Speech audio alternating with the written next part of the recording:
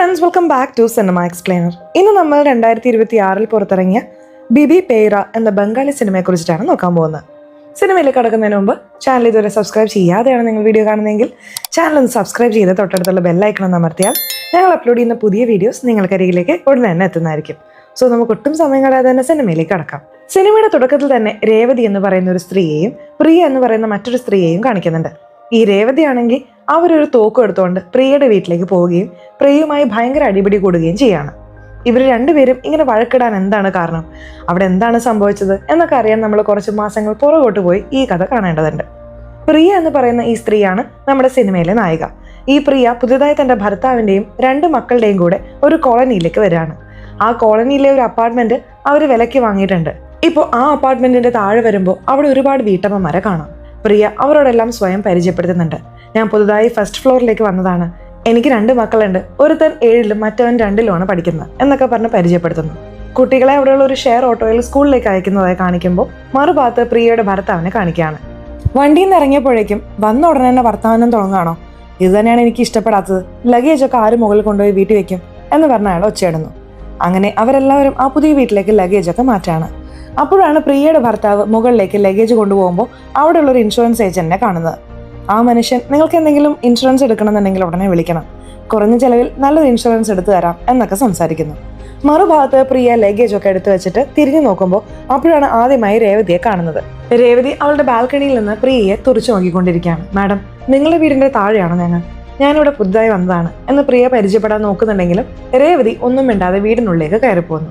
ഇനി നമ്മുടെ പ്രിയ ലഗേജും തൂക്കി പടികൾ കയറി വരുന്ന വഴിയിൽ അറിയാതെ ഈ രേവതിയുടെ ഭർത്താവിന്റെ മേത്ത് പോയി ഇടിക്കുകയാണ്. രേവതിയുടെ ഭർത്താവ് വളരെ നല്ല സ്വഭാവമുള്ള ആളാണ്. അയ്യോ സോറി മാഡം എന്ന് പറഞ്ഞുകൊണ്ട് താഴെ വീണ പെട്ടികളൊക്കെ എടുത്തു കൊടുക്കുന്നു. പുതുതായി വന്നതാണോ, നിങ്ങളുടെ വീടിന്റെ താഴെയാണ് ഞങ്ങൾ താമസിക്കുന്നത്. ഓ അങ്ങനെയാണല്ലേ സർ, ഞങ്ങളുടെ വീട്ടിൽ പാല് കാച്ചൽ ചടങ്ങുണ്ട്, തീർച്ചയായിട്ടും കുടുംബത്തെയും കൂട്ടി വരണം, ഭാര്യയും കൂട്ടണം എന്ന് പ്രിയ പറയുന്നു. കുറച്ച് സമയത്തിനുള്ളിൽ തന്നെ ആ ചടങ്ങ്, അതായത് പാല് കാച്ചൽ ചടങ്ങ് തുടങ്ങുകയാണ്. വീട്ടിൽ ബന്ധുക്കളും പ്രധാനമായി പ്രിയയുടെ ഭർത്താവിന്റെ ഓഫീസിലെ ബോസും ഒക്കെ വന്നിട്ടുണ്ട്. അവർക്കൊക്കെ ചെറിയ രീതിയിൽ പലഹാരങ്ങളൊക്കെ ഉണ്ടാക്കി കൊടുക്കുകയാണ്. അങ്ങനെ പ്രിയയുടെ ഭർത്താവിന്റെ ബോസിനെയാണ് കാണിക്കുന്നത്. ആ ബോസ് എപ്പോഴും പ്രിയയുടെ ഭർത്താവിനോട് കുറച്ച് കളിയാക്കുന്ന രീതിയിലാണ് സംസാരിക്കാറുള്ളത്. കാരണം അയാൾ കൃത്യമായി ജോലി ചെയ്യില്ല, ഗവൺമെന്റ് ജോലി ആയതുകൊണ്ട് തന്നെ ഒരുപാട് ഉഴപ്പുന്ന കൂട്ടത്തിലാണ്. പ്രിയയുടെ ഭർത്താവിന് ഒരു ചേച്ചിയുണ്ട്, അവരും ഇതേ വീട്ടിലാണ് താമസം. തന്റെ ഭാര്യ പറയുന്നതിനേക്കാൾ കൂടുതൽ ഈ ചേച്ചി പറയുന്നതാണ് അയാൾ കേൾക്കാറുള്ളത്. ഇവിടെ നമ്മുടെ പ്രിയ അടുക്കളയിൽ പാചകം ചെയ്തുകൊണ്ടിരിക്കുമ്പോൾ പ്രിയയുടെ അമ്മ വന്നിട്ട് അവളുടെ സാരി ചെറുതായി മാറ്റി നോക്കുന്നു. അപ്പോഴാണ് പ്രിയയുടെ ശരീരത്തിൽ ഒരുപാട് മുറിവുകളും പാടുകളും ഉള്ളത് അമ്മ ശ്രദ്ധിക്കുന്നത്. ഇപ്പോഴും നിന്റെ ഭർത്താവ് നിന്നെ ഉപദ്രവിക്കുന്നത് നിർത്തിയില്ലേ എന്ന് അമ്മ ചോദിക്കുമ്പോൾ അതിനെപ്പറ്റി ഇപ്പൊ എന്തിനാ സംസാരിക്കുന്നത്, അദ്ദേഹത്തിന്റെ സ്വഭാവം അമ്മയ്ക്ക് അറിയാവുന്നതല്ലേ, ഇപ്പൊ പോ അമ്മേ എന്ന് പ്രിയ പറയുന്നു. അങ്ങനെ ഒരുപാട് വേദനകൾ ഭർത്താവിൽ നിന്നും സഹിച്ചുകൊണ്ടാണ് പ്രിയ തന്റെ 2 മക്കളെ വളർത്തുന്നത്. ഇപ്പോൾ അയൽപ്പക്കത്തുള്ളവരൊക്കെ ആ പാല് കാച്ചൽ ചടങ്ങിന് പ്രിയയുടെ വീട്ടിലേക്ക് വരുന്നുണ്ട്. അപ്പോഴാണ് ആ സ്ഥലത്തേക്ക് താഴത്തെ വീട്ടിലുള്ള രേവതിയുടെ ഭർത്താവും വരുന്നത്. എന്താ സാർ, ഭാര്യയെ കൂട്ടിയില്ലേ എന്ന് സംസാരിച്ചുകൊണ്ടിരിക്കുമ്പോൾ പ്രിയ പെട്ടെന്ന് തല ഇറങ്ങി വീഴുന്നു. എല്ലാവരും പരിഭ്രാന്തരാവാണ്. അപ്പോൾ പെട്ടെന്ന് കുറച്ച് മധുരം എടുത്തു കൊടുത്തപ്പോൾ പ്രിയ കണ്ണു തുറക്കാണ്. അപ്പോഴാണ് പ്രിയയ്ക്ക് ലോ ഷുഗർ ഉണ്ടെന്ന കാര്യം അറിയുന്നത്. ഇടയ്ക്കിടയ്ക്ക് ഇങ്ങനെ കുറച്ച് മധുരം കഴിച്ചാൽ അത് മാറും. ദിവസവും പ്രിയയുടെ ഭർത്താവ് ജോലി കഴിഞ്ഞ് വരുമ്പോൾ അയാൾക്ക് ഇഷ്ടമുള്ളതൊക്കെ പാചകം ചെയ്ത് കൊടുക്കണം. ആ പാചകം അത്ര ശരിയായില്ലെങ്കിൽ ഇതൊക്കെ ആരെങ്കിലും തിന്നോ എന്ന് ചോദിച്ച് അവിടെ വെച്ച് തന്നെ വീണ്ടും പ്രിയയെ ഭർത്താവ് ഉപദ്രവിക്കും. ഇതെല്ലാം റൂമിലിരിക്കുന്ന കുട്ടികൾക്ക് കേൾക്കാൻ പറ്റും. എന്നാൽ ഭർത്താവിന്റെ ചേച്ചി കൂടെയുള്ളത് കൊണ്ട് അമ്മയും അച്ഛനും തമ്മിലുള്ള കാര്യങ്ങളിൽ നമ്മൾ ഇടപെടാൻ പാടില്ല എന്ന് പറഞ്ഞ് കുട്ടികളെ നിർബന്ധിച്ച് ഉറക്കും. ഇവിടെ രേവതിയാണ് കാണിക്കുന്നത്. രേവതി ഇടയ്ക്കിടയ്ക്ക് ഈ ചുമയ്ക്കുള്ള മരുന്ന് പോലെ എന്തോ ഒന്ന് കുടിച്ചുകൊണ്ടേയിരിക്കും. അവരും ഒട്ടും ഇഷ്ടപ്പെടാത്തൊരു ജീവിതമാണ് ഭർത്താവിനോടൊപ്പം ജീവിക്കുന്നത്. ഇവിടെ പ്രിയ തന്റെ ബാത്റൂമിൽ വന്ന് ഭർത്താവ് തന്നെ ഉപദ്രവിക്കുന്ന ക്രൂരതകളൊക്കെ ഓർത്ത് കരഞ്ഞുകൊണ്ടിരിക്കുകയാണ്. അപ്പോൾ ബാത്റൂമിന്റെ വാതിലിൽ മകൻ വന്ന് തട്ടുകയാണ്. എന്താ അമ്മ എന്തിനാ കരയുന്നത് എന്ന് ചോദിക്കുമ്പോൾ ഏയ് കരയൊന്നുമല്ല, നീ ഇതുവരെ ഉറങ്ങാതെ എന്താ ചെയ്യുന്നത്, വാ നിന്നെ ഉറക്കാം എന്ന് പറഞ്ഞ് ബെഡിലേക്ക് കൂട്ടിക്കൊണ്ടുപോകുന്നു. അങ്ങനെ ഇരിക്കുകയാണ് ആ 2 സ്ത്രീകളും തമ്മിൽ സംസാരിക്കുന്നത്. ഒരു ദിവസം തുണി ഉണക്കാൻ പോകുന്ന സമയത്ത് രേവതിയുടെ വീട്ടിലേക്ക് നമ്മുടെ പ്രിയ വരുന്നുണ്ട്. അവിടെ രേവതിയുടെ ഭർത്താവിനോട് വളരെ ജോലിയായി സംസാരിക്കുകയാണ്. രേവതിയുടെ ഭർത്താവ് വളരെ നല്ലൊരു ടൈപ്പാണല്ലോ, നേരത്തെ തന്നെ പ്രിയയോട് നന്നായി സംസാരിച്ചിട്ടുണ്ടല്ലോ. അങ്ങനെ ഇപ്പോൾ വീട്ടിലേക്ക് വിളിച്ച് ചായയൊക്കെ ഇട്ട് കൊടുക്കുന്നുണ്ട്.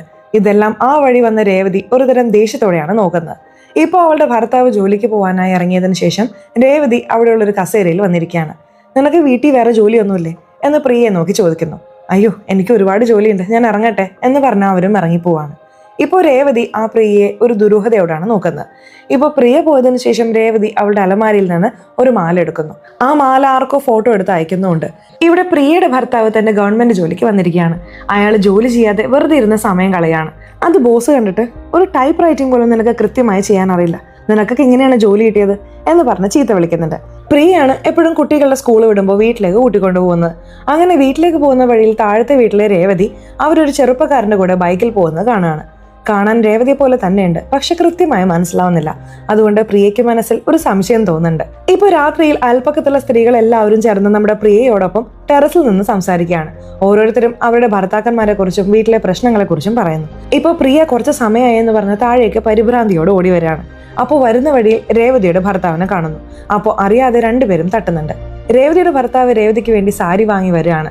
ആ സാരി കണ്ടിട്ട് പ്രിയ സൂപ്പർ ആയിട്ടുണ്ടല്ലോ, നിങ്ങളുടെ വൈഫിന് വേണ്ടിയിട്ടാണോ എന്ന് ചോദിക്കുകയാണ്. അതേ എന്ന് ഭർത്താവ് പറയുമ്പോൾ എൻ്റെ ഹസ്ബൻഡ് ഒന്നും എനിക്ക് ഇതുപോലെ വാങ്ങി തന്നിട്ടേ ഇല്ല, നിങ്ങളുടെ വൈഫ് ഭാഗ്യം ചെയ്തവളാണ് എന്നൊക്കെ പറയുന്നു. ഇപ്പൊ പ്രിയ വീട്ടിലേക്ക് വരുമ്പോൾ അവിടെ പ്രിയയുടെ ഭർത്താവിന് നെഞ്ചുവേന വന്ന് ബോധം കെട്ട് കിടക്കുകയാണ്. ഭർത്താവിന്റെ ചേച്ചിയാണെങ്കിൽ അവരും പ്രിയ വീട്ടിലേക്ക് വന്ന ഉടനെ എവിടെ പോയി കറങ്ങിയിട്ടാണ് വരുന്നത്, തുണി ഉണക്കാൻ വെച്ചാൽ ഉടനെ താഴേക്ക് വരില്ലേ, നിന്റെ ഭർത്താവിനെ ആര് നോക്കും, നിനക്കൊരു ഉത്തരവാദിത്വം ഇല്ല എന്ന് പറഞ്ഞ് ഭയങ്കരമായി ഒച്ചയിടുന്നു. മറുഭാഗത്ത് രേവതിയാണ് കാണിക്കുന്നത്. രേവതിയുടെ ഭർത്താവ് സാരി വാങ്ങി വന്നല്ലോ, അത് രേവതിക്ക് കൊടുക്കാതെ അങ്ങനെ ഒരു വശത്ത് വെച്ചിരിക്കുകയാണ്. രേവതി ഒരു ചൂലുമായി വന്ന് ആ ബെഡൊക്കെ വൃത്തിയാക്കുന്നതായി കാണിക്കുന്നു. അങ്ങനെ രേവതിയുടെ വീട്ടിൽ ഒരു വലിയ ദുരൂഹതയുണ്ട്. അതെന്താണെന്ന് പിന്നീട് വെളിപ്പെടുത്താം. മറുഭാഗത്ത് പ്രിയയുടെ ഭർത്താവ് ഒരുവിധം റെഡിയാവുന്നുണ്ട്. ഇവിടെ രേവതിയുടെ ഭർത്താവ് എങ്ങോട്ടോ ഒരു യാത്ര പോകാൻ പ്ലാൻ ചെയ്തിട്ടുണ്ട്. അതിനായി ഒരു റിസോർട്ടും ബുക്ക് ചെയ്യുന്നുണ്ട്. ഇതും നമ്മുടെ രേവതി കണ്ടിട്ട് വീണ്ടും ദേഷ്യം വന്ന് ആ ചുമക്കുള്ള മരുന്ന് കുടിക്കുന്നതായി കാണിക്കുന്നു. ഇവിടെ പ്രിയയുടെ ഭർത്താവ് പുറത്തേക്ക് നടക്കാനായി വരികയാണ്. അപ്പോൾ ചേച്ചിയുമായി സംസാരിക്കുകയാണ്.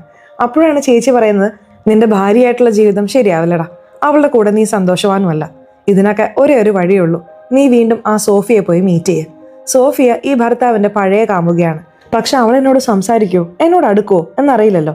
എന്നാൽ സങ്കടപ്പെടുമ്പോൾ അവൾ ഇൻസ്റ്റാഗ്രാമിലുണ്ടല്ലോ, നീ പോയി ഒരു ഹായ് മെസ്സേജ് അയച്ചു നോക്ക്, അവൾ റിപ്ലൈ തന്നാൽ സംസാരിക്കാൻ തുടങ്ങിക്കോ എന്നൊരു ഐഡിയ പറഞ്ഞു കൊടുക്കുന്നു.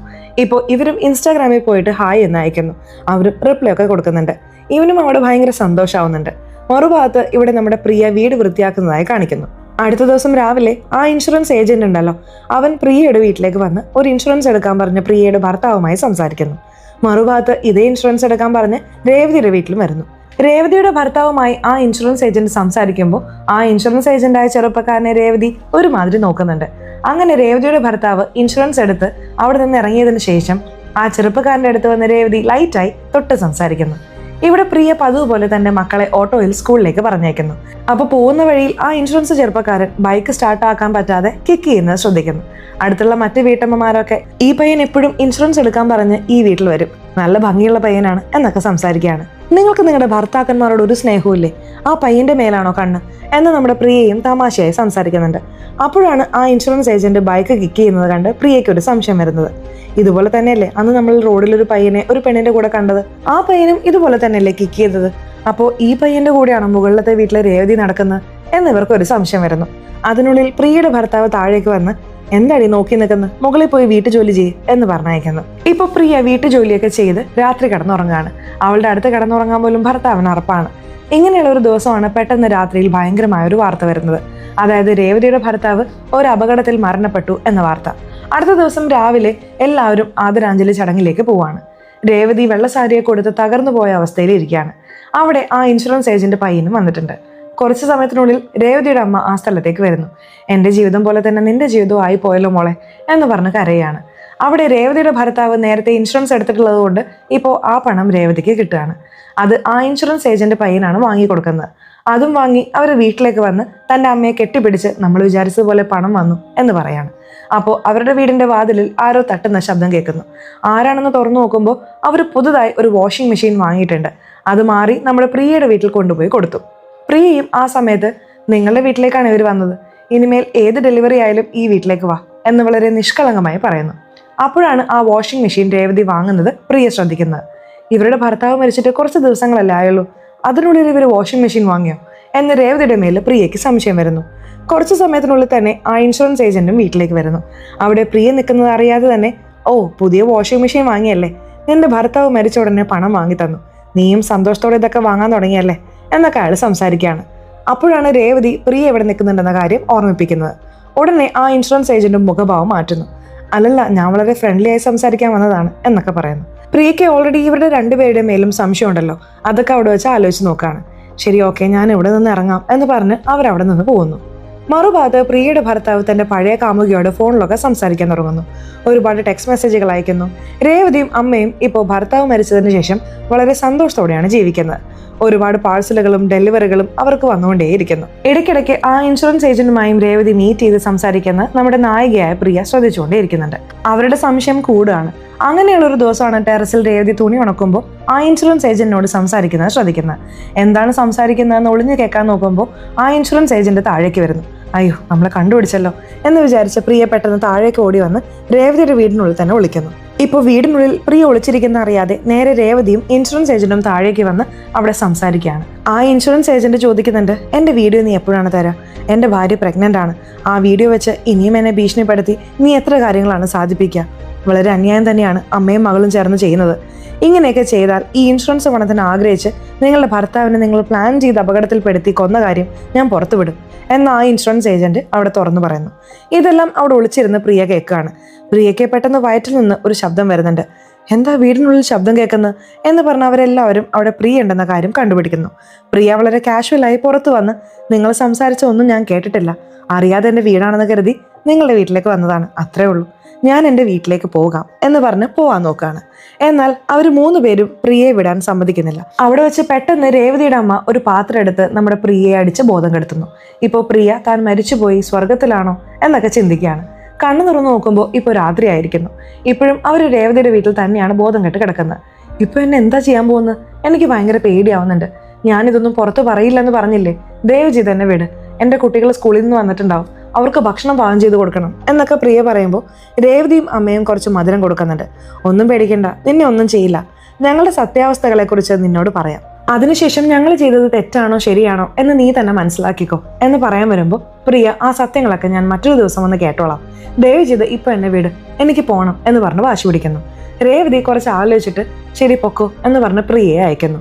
മറുഭാഗത്ത് പ്രിയയുടെ ഭർത്താവ് തന്റെ ഓഫീസിലിരുന്ന് പഴയ കാമുകിയുമായി വീഡിയോ കോളിൽ സംസാരിക്കുന്നതായി കാണിക്കുന്നു. അത് ബോസ് കണ്ടിട്ട്, എന്താ ജോലി കഴിഞ്ഞില്ലേ? ജോലി മാത്രം ചെയ്യില്ല, ബാക്കി എല്ലാ കാര്യങ്ങളും നോക്കുന്നുണ്ട് എന്ന് കളിയാക്കി പറയുന്നു. ഇപ്പോൾ പ്രിയ ഭർത്താവ് വീട്ടിൽ വന്നതിന് ശേഷം ഈ സത്യം ഭർത്താവിനോട് പറയണോ വേണ്ടയോ എന്ന് ആലോചിച്ച് നിൽക്കുകയാണ്. അങ്ങനെ ചിന്തിച്ചുകൊണ്ട് അത് പറയാൻ അടുത്ത് വരുമ്പോഴേക്കും മുകളിലത്തെ വീട്ടിലെ രേവതിയും അമ്മയും അവിടെ വരുന്നു. ഞങ്ങൾ തിരുപ്പതിയിൽ പോയിരുന്നു, അവിടുത്തെ പ്രസാദം കൊണ്ടുവന്നതാണ്, കഴിക്ക് എന്ന് പറഞ്ഞ് കൊടുക്കുകയാണ്. പക്ഷേ പ്രിയയ്ക്ക് പേടി തോന്നുന്നുണ്ട്. ഒരു പക്ഷേ ഇതിലെന്തെങ്കിലും കലർത്തിയിട്ടുണ്ടോ എന്ന് സംശയിച്ചിട്ട് നിങ്ങൾ കഴിച്ചിട്ട് താ എന്ന് പറഞ്ഞ് ടെസ്റ്റ് വയ്ക്കുന്നു. അങ്ങനെ രേവതിയും അത് കഴിച്ചിട്ട് ഇപ്പോഴെങ്കിലും കഴിക്കാവോ എന്ന് ചോദിക്കുമ്പോൾ, അയ്യോ ഞാൻ സംശയം കൊണ്ടൊന്നും ചോദിച്ചല്ല, ഇരിക്ക് എന്ന് പറഞ്ഞ് 2 പേരെയും ഇരുത്തുന്നു. ഇപ്പോൾ പ്രിയ കിച്ചണിൽ കാപ്പി ഉണ്ടാക്കിക്കൊണ്ടിരിക്കുമ്പോൾ രേവതി അവിടെ വരികയാണ്. അപ്പോഴാണ് പ്രിയയുടെ ശരീരത്തിലുള്ള ചില മുറിവുകൾ രേവതി ശ്രദ്ധിക്കുന്നത്. അതെല്ലാം അവളുടെ ഭർത്താവ് കാരണം ഉണ്ടായ മുറിവുകളാണെന്ന് രേവതിക്ക് മനസ്സിലാവുന്നു. അപ്പോൾ പ്രിയയോട് പറയുന്നുണ്ട്, നീ ഒന്നും പേടിക്കണ്ട, എൻ്റെ ഭർത്താവും നിന്റെ ഭർത്താവിനെ പോലെ ഒരു മൃഗത്തെ പോലെയായിരുന്നു, അവനുള്ള അവസാനമാണ് ഞാൻ കൊടുത്തത്. അതുപോലെ നിന്നെയും നിന്റെ പ്രശ്നത്തിൽ നിന്ന് ഞാൻ പുറത്തു കൊണ്ടുവരാം. ഞാൻ തീർച്ചയായിട്ടും ഒരു മോശം സ്ത്രീയല്ല. എൻ്റെ പ്രശ്നങ്ങൾ കേട്ടാൽ നിനക്ക് തന്നെ എൻ്റെ അവസ്ഥ ഓർത്ത് കണ്ണു നിറയും. ലോകത്ത് ഒരു ഭാര്യയ്ക്കും നടക്കാൻ പാടില്ലാത്ത ചില സംഭവങ്ങളാണ് എനിക്ക് നടന്നിട്ടുള്ളത് എന്ന് പറഞ്ഞ് രേവതി പുറത്തു വന്ന പ്രിയയുടെ ഭർത്താവിനോട് നിങ്ങളുടെ ഭാര്യയെ ഭദ്രമായി നോക്കണം എന്ന് പറഞ്ഞിട്ട് തന്റെ അമ്മയും കൂട്ടി സ്വന്തം വീട്ടിലേക്ക് പോകുന്നു. ആ രാത്രി 2 പേരും സങ്കടത്തോടെ ഉറങ്ങുന്നതായി കാണിക്കുന്നു. ഇപ്പോൾ ആ ഇൻഷുറൻസ് ഏജന്റ് ഉണ്ടല്ലോ, അവന്റെ വീടാണ് കാണിക്കുന്നത്. അവൻ തന്റെ അമ്മായച്ചന്റെ വീട്ടിലാണ് ജീവിക്കുന്നത്. എപ്പോഴും ആ ഏജന്റിന്റെ അമ്മായച്ചൻ ഇവനെ അധിക്ഷേപിച്ചുകൊണ്ടേയിരിക്കും. കൃത്യമായി സമ്പാദിക്കുന്നില്ല, തന്റെ ഭാര്യയെ പോലും ശരിയായി നോക്കുന്നില്ല എന്നൊക്കെ പറഞ്ഞിട്ട്. ഇവനും ഭാര്യയോട് നമുക്ക് കുട്ടി ഉണ്ടായതിനു ശേഷം ഇവിടെ നിന്ന് പുറത്തു പോവാം, നമുക്ക് 2 പേർക്കും തനിയെ ജീവിക്കാം എന്നൊക്കെ അവിടെ സംസാരിക്കുന്നുണ്ട്. ഇവിടെ പ്രിയ പതിവ് പോലെ ടെറസിൽ നിന്ന് തുണി ഉണക്കുകയാണ്.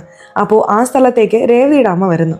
എൻ്റെ മകള് നിന്നെ വിളിക്കുന്നുണ്ട്, കുറച്ച് വേഗത്തിൽ വാ മോളെ, അർജന്റാണ് എന്ന് പറയുമ്പോൾ, ഇല്ലില്ല ഞാൻ നിങ്ങളുടെ വീട്ടിലേക്ക് വരില്ല, നിങ്ങൾ എന്നെ എന്തെങ്കിലും ചെയ്യും എന്ന് പ്രിയ പേടിക്കുന്നു. അങ്ങനൊന്നും ചെയ്യില്ല മോളെ, നീ വാ എന്ന് പറഞ്ഞ് വീട്ടിലേക്ക് കൂട്ടിക്കൊണ്ടു പോകുമ്പോൾ അവിടെ രേവതി ഒരുമാതിരി അബോധാവസ്ഥയിലാണ്. എന്താണ് സംഭവിച്ചത്, എന്താണ് ഇങ്ങനെ ഇരിക്കുന്നത് എന്ന് ചോദിക്കുമ്പോൾ അവൾ അറിയാതെ മരുന്ന് കുടിച്ചുപോയി, അതുകൊണ്ടാണ് ഇങ്ങനെ എന്നമ്മ പറയുന്നു. നിങ്ങൾക്ക് എന്താണ് പ്രശ്നം, എന്തിനാണ് നിങ്ങൾ ഇങ്ങനെ ജീവിക്കുന്നത് എന്ന് പ്രിയ ചോദിക്കുമ്പോഴാണ് രേവതി ചില സത്യങ്ങൾ വെളിപ്പെടുത്തുന്നത്. ലോകത്ത് ആർക്കും ഇല്ലാത്ത തരത്തിലുള്ള ഒരു ഭർത്താവായിരുന്നു രേവതിക്ക് ഉണ്ടായിരുന്നത്. അതായത് രേവതിയുടെ ഭർത്താവ് ആൺ ശരീരത്തോടെയാണ് ജനിച്ചതെങ്കിലും മനസ്സുകൊണ്ട് അദ്ദേഹം ഒരു സ്ത്രീ ആയിട്ടാണ് ജീവിച്ചിരുന്നത്. അത് കല്യാണത്തിന് ശേഷമാണ് രേവതി അറിയുന്നത്. എല്ലാ ദിവസവും രാത്രിയായാൽ ഭർത്താവ് സാരി ഉടുക്കും. അങ്ങനെ ഒരു സ്ത്രീയെ പോലെയാണ് രേവതിയോട് സംസാരിക്കുക. ഈ സ്വഭാവം ഒരു ദിവസം വീടിന്റെ പടി കടന്ന് പുറത്തേക്കും പോയി. അങ്ങനെ ഒരുപാട് പുരുഷന്മാരുമായി രേവതിയുടെ ഭർത്താവ് അടുക്കാൻ തുടങ്ങി. കുറച്ച് ദിവസങ്ങൾക്കുള്ളിൽ ആ പുരുഷന്മാരെയൊക്കെ രേവതിയുടെ ഭർത്താവ് വീട്ടിലേക്ക് കൂട്ടിക്കൊണ്ടുവരാൻ തുടങ്ങി. അവരുടെ മുന്നിൽ വെച്ച് സാരി എടുത്ത് ജോലിയായിരിക്കാവുന്ന രീതിയിലാണ് അയാൾ പെരുമാറിയത്. ഓർമ്മയുണ്ടോ, കുറച്ച് സീനുകൾക്ക് മുമ്പ് ഒരു സാരി വാങ്ങി വന്നത്? അത് അയാൾക്ക് വേണ്ടി തന്നെയാണ് അയാൾ വാങ്ങിയിരുന്നത്. ഇങ്ങനെ ഓരോ രാത്രിയും രേവതി തന്റെ വീട്ടിൽ ഭർത്താവ് ചെയ്യുന്ന കാര്യങ്ങളും സുഹൃത്തുക്കളെ കൂട്ടിക്കൊണ്ടുവന്ന് സംസാരിക്കുന്നതും ഇടപഴകുന്നതും ഒക്കെ കണ്ട് ഒരുമാതിരി മാനസികമായി തകർന്നിരിക്കുകയായിരുന്നു. അതുകൊണ്ടാണ് അവർ ആ ചുമക്കുള്ള മരുന്ന് കുടിക്കാൻ തുടങ്ങിയത്. ഒരു ദിവസം അവർ ഒട്ടും പ്രതീക്ഷിക്കാത്ത വിധം മോശമായ ഒരു കാര്യം നടന്നു. അതായത് എപ്പോഴും സുഹൃത്തുക്കളെ കൂട്ടിക്കൊണ്ടുവന്ന് മദ്യപിച്ച് ജോലിയായിരിക്കുന്ന രേവതിയുടെ ഭർത്താവ് അന്ന് തന്റെ ഭാര്യയെയും അങ്ങോട്ടേക്ക് വിളിച്ച സുഹൃത്തുക്കളുടെ വാക്കുകേട്ട് ഭാര്യയോട് തെറ്റായ രീതിയിൽ പെരുമാറാൻ തുടങ്ങി. ഇതിൽ രേവതി പൂർണ്ണമായും തകർന്നുപോയി. അതിനുശേഷം ടെറസിൽ വന്ന് ആ രാത്രി മുഴുവൻ അവിടെ ഇരുന്ന് കരഞ്ഞു തീർത്തു. അതിനുശേഷമാണ് അടുത്ത ദിവസം രാവിലെ ഭർത്താവിനെ എഴുന്നേപ്പിച്ചിട്ട് നീ ഇങ്ങനെയാണെങ്കിൽ അത് നിന്റെ മാത്രം കാര്യം, അതിനെന്തിനാണ് ഇതുപോലുള്ള കേടായ കാര്യങ്ങളൊക്കെ ചെയ്യുന്നത് എന്ന് പറഞ്ഞ് ഭയങ്കരമായ വഴക്കിട്ടത്. ആ വഴക്കിന്റെ ഒടുവിലാണ് ഭർത്താവിന്റെ കൂടെ ഇനി ജീവിക്കാൻ കഴിയില്ലെന്ന് തീരുമാനിച്ച് അമ്മയുമായി ചേർന്ന് ഒരു ഐഡിയ പ്ലാൻ ചെയ്തത്. ആ വലയിലാണ് ഈ ഇൻഷുറൻസ് ഏജന്റ് ഉണ്ടല്ലോ അവനെ കുടുക്കിയത്. അവൻ എങ്ങനെയാണ് കുടുങ്ങിയതെന്ന് ചോദിച്ചാൽ അവൻ ഇടയ്ക്കിടയ്ക്ക് ഇൻഷുറൻസ് എടുക്കാനായി ഈ വീട്ടിൽ വന്നു പോകാറുണ്ടായിരുന്നു. അങ്ങനെ ഒരു ദിവസം ആരും ഇല്ലാത്ത സമയത്ത് ഇവരൊരു ക്യാമറ സെറ്റ് ചെയ്ത് വെച്ച് ആ ഇൻഷുറൻസ് ഏജന്റുമായി ഒരുമിച്ചുള്ളതുപോലെ ഒരു ഡ്രാമ കളിച്ചു. പക്ഷെ ആ സമയത്ത് അവർ ഒരുമിച്ചായിരുന്നില്ല. അവനെ മയക്കി കിടത്തി അവന്റെ അടുത്ത് കിടന്ന് അത് വീഡിയോ എടുത്തു. അതിനുശേഷം അവനോട് നിന്റെ ഭാര്യ പ്രഗ്നന്റ് ആണല്ലോ, നീ ഇവിടെ നിന്ന് പൊക്കോ എന്ന് പറഞ്ഞ് വീട്ടിൽ നിന്ന് അയച്ചു. അതിനുശേഷം അവനോട് ആ വീഡിയോ കാണിച്ച് നിന്റെ ഭാര്യയോട് പറയും, അമ്മ അച്ഛനോട് പറയും എന്ന് പറഞ്ഞ് ഭീഷണിപ്പെടുത്തി. ഇപ്പൊ നിനക്ക് എന്താണ് വേണ്ടത് എന്ന് ആ ഏജന്റ് ചോദിച്ചപ്പോൾ അവനോട് പറഞ്ഞ് 2-3 ആളുകളെ അറേഞ്ച് ചെയ്ത് തന്നോട് ഇങ്ങനെ ഒരു ക്രൂരത ചെയ്ത ഭർത്താവിനെ വകവരുത്താൻ അവർ പ്ലാൻ ചെയ്തു. അങ്ങനെ അയാൾ കാർ ഓടിച്ചു വരുമ്പോൾ ഒരു ലോറി കൊണ്ട് ഇടിപ്പിച്ച് രേവതി തന്നെയാണ് ഭർത്താവിനെ തീർത്തത്. അപ്പോൾ ഇതാണ് സംഭവിച്ചത്. ഇതെല്ലാം പ്രിയയോട് പറഞ്ഞു തീർത്തപ്പോൾ പ്രിയയും കേട്ട് ഭയങ്കര ഇമോഷണൽ ആവുന്നു. ഞാൻ നിങ്ങളെ ഒരുപാട് തെറ്റിദ്ധരിച്ചു, പക്ഷെ നിങ്ങളുടെ മനസ്സ് ഇപ്പോഴാണ് എനിക്ക് മനസ്സിലായത്. ഞാൻ ഒരു കാരണവശാലും ഇത് പുറത്തു പറയില്ല, നിങ്ങൾക്ക് എന്നെ വിശ്വസിക്കാം എന്ന് പറഞ്ഞ് രേവതി ആശ്വസിപ്പിച്ച് ഇറങ്ങുന്നു. ഒരു ദിവസം പ്രിയ തന്റെ ഭർത്താവ് ജോലി കഴിഞ്ഞ് വരുമ്പോൾ ആരോടോ ഫോണിൽ സംസാരിക്കുന്നത് ശ്രദ്ധിക്കുന്നു. എന്താണിതെന്ന് ഒളിഞ്ഞു കേൾക്കുമ്പോഴാണ് ഭർത്താവ് എപ്പോഴും തന്റെ എക്സ് ലവറോട് സംസാരിക്കാറുള്ളത് കേൾക്കുന്നത്. ഡിവോഴ്സ് തന്നെയല്ലേ, അത് കുറച്ച് ദിവസങ്ങൾക്കുള്ളിൽ അവളോട് പറഞ്ഞ് ഞാൻ വാങ്ങും, അതിനുശേഷം നമുക്ക് വിവാഹം കഴിച്ച് സന്തോഷമായിട്ട് ജീവിക്കാം എന്നൊക്കെയാണ് അയാൾ സംസാരിക്കുന്നത്. ഇത് കേൾക്കുന്ന പ്രിയയ്ക്ക് നെഞ്ചുവേദന വരികയാണ്. ഈ വിഷയം ഉടനെ തന്നെ രേവതിയോട് വന്ന് പറയുന്നു. രേവതി പറയുന്നുണ്ട്, ഞാൻ മുമ്പേ പറഞ്ഞതല്ലേ നിന്റെ ഭർത്താവും ഒരു മോശം ആളാണ്, നിന്റെ ഭർത്താവ് എവിടെ പോകുന്നു എന്ത് ചെയ്യുന്നു എന്ന് നമ്മൾ ഫോളോ ചെയ്ത് പോയി നോക്കാം. ഇപ്പോൾ ഇവർ രണ്ടുപേരും ഒരു പർദ്ദയൊക്കെ ഇട്ടുകൊണ്ട് പ്രിയയുടെ ഭർത്താവിനെ ഫോളോ ചെയ്യാണ്. അങ്ങനെ ഫോളോ ചെയ്തതിൽ ഒരു ദിവസം പ്രിയയുടെ ഭർത്താവ് ഒരു ഹോട്ടലിൽ വന്ന് തന്റെ എക്സ് ലവറെ മീറ്റ് ചെയ്യുന്നുണ്ട്. കൂടെ ഈ ചേച്ചി ഉണ്ടല്ലോ അവരും കൂടെയുണ്ട്. ആ ചേച്ചി അറിഞ്ഞുകൊണ്ടാണ് ഇവർ രണ്ടുപേരും സംസാരിക്കാൻ വരുന്നത്. അങ്ങനെ അവർ രണ്ടുപേരും അവിടെ ജോലിയായി സംസാരിക്കുന്നതായും പ്രധാനമായി പ്രിയയെ ഡിവോഴ്സ് ചെയ്യുന്നതിനെ കുറിച്ച് ഭർത്താവ് പറയുന്നതൊക്കെ കേൾക്കുന്നുണ്ട്. കേൾക്കും തോറും പ്രിയയ്ക്ക് ഭയങ്കര ദേഷ്യം വരുന്നുണ്ട്. ഇങ്ങനെ അന്യായമായി എന്നെ ഡിവോഴ്സ് ചെയ്തിട്ട് അയാൾ മറ്റൊരു വിവാഹം കഴിക്കാൻ പോവാണ്. ഞാൻ വേറെ ജോലിയൊന്നും ഇല്ലാത്ത ഒരു സ്ത്രീയാണ്. അയാൾ പോയാൽ ഞാൻ നടു റോഡിലാവുമല്ലോ, എനിക്ക് ആരും ഉണ്ടാവില്ല, എൻ്റെ കുട്ടികൾ ആര് നോക്കും, എന്നെ ആര് നോക്കും എന്ന് പറഞ്ഞ കരയാണ്. ഇതെല്ലാം രേവതിക്ക് ഭയങ്കര ദേഷ്യം ഉണ്ടാക്കുന്നുണ്ട്. ഇതോർത്ത് ദയവ് ചെയ്ത് കരയാതിരിക്കെ, ധൈര്യമായിട്ടിരിക്കെ. ഒരു സ്ത്രീ ഒരു പുരുഷനെ ഡിപ്പെൻഡ് ചെയ്ത് ജീവിക്കണം എന്നൊരു നിർബന്ധവുമില്ല. ഒരു പുരുഷൻ വിചാരിച്ചാൽ ഒരു സ്ത്രീ എന്ത് വേണമെങ്കിലും ചെയ്യാമോ? നീ എൻ്റെ കൂടെ നിൽക്ക്, നമ്മൾ രണ്ടുപേരും ചേർന്ന് നിന്റെ ഭർത്താവിന്റെ കഥ തീർക്കാം എന്ന് പറഞ്ഞ് അവർ രണ്ടുപേരും ഒരു പ്ലാൻ ഇടുന്നുണ്ട്. ഇപ്പോൾ ഇവർ രണ്ടുപേരും ആ ഇൻഷുറൻസ് ഏജന്റിന്റെ വീട്ടിലേക്ക് വരുന്നു. ആ ഏജന്റ് ചോദിക്കുന്നു, ഇവിടെ എന്തിനാണ് വന്ന്? ഇതെന്താ പ്രിയ മാഡം നിങ്ങളുടെ കൂടെ നടക്കുന്നത്? ഇപ്പൊ ഞങ്ങൾ രണ്ടുപേരും ഒന്നായി കഴിഞ്ഞു. നീ എനിക്ക് വേണ്ടി ഒരു കാര്യം ചെയ്തതുപോലെ ഇപ്പൊ പ്രിയയ്ക്ക് വേണ്ടിയും നീ ആ കാര്യം ചെയ്യേണ്ടതുണ്ട് എന്ന് പറയുന്നു. ഇതെന്താ ഭയങ്കര കോംബോ ആയിട്ടുണ്ടല്ലോ, എന്നെ കൊണ്ടൊന്നും ചെയ്യാൻ പറ്റില്ല, നിങ്ങൾ എന്നെ കുറിച്ച് എന്താ കരുതിയിരിക്കുന്നത് എന്ന് ഇൻഷുറൻസ് ഏജന്റ് ഒച്ചെടുക്കുന്നു. എന്റെ ഭാര്യയും അമ്മായച്ചനും ഇപ്പൊ തന്നെ എത്തും, ദയവ് ചെയ്ത് നിങ്ങൾക്ക് ഇവിടുന്ന് പോവാം എന്ന് പറഞ്ഞ് ഭീഷണിപ്പെടുത്തുന്നു. നീ ഇതിന് സമ്മതിക്കുന്നവരെ ഞങ്ങൾ ഇവിടെ തന്നെ ഉണ്ടാവും. അതുപോലെ അവർ വന്ന ഉടനെ അന്ന് നീ എൻ്റെ കൂടെ ഉണ്ടായിരുന്ന ആ വീഡിയോ കാണിച്ച് അവരുടെ മുന്നിൽ ഈ സത്യം തുറന്നു പറയും എന്ന് പറയുമ്പോൾ ഈ ഇൻഷുറൻസ് ഏജന്റ് വേറെ വഴിയില്ലാതെ അതിനും സമ്മതിക്കുന്നു. അതിനുശേഷമാണ് ആ രണ്ട് സ്ത്രീകളും അവിടെ നിന്ന് ഇറങ്ങുന്നത്. ഇറങ്ങി രണ്ടുപേരും ഒരു പാർട്ടിക്ക് പോവാണ്. രണ്ടുപേരും അവരുടെ വിഷമങ്ങളൊക്കെ മറക്കുന്ന രീതിയിൽ മദ്യപിക്കുന്നു. അതെല്ലാം അവിടെ പ്രിയയുടെ ഭർത്താവിൻ്റെ ഒരു സുഹൃത്ത് കാണുന്നുണ്ട്. ഇവർ രണ്ടുപേരും സംസാരിക്കുന്നത് അവൻ കേൾക്കുന്നുണ്ട്. അങ്ങനെ ജോലിയായിട്ട് പാർട്ടി കഴിഞ്ഞ പ്രിയ തൻ്റെ വീട്ടിലേക്ക് മടങ്ങുകയാണ്.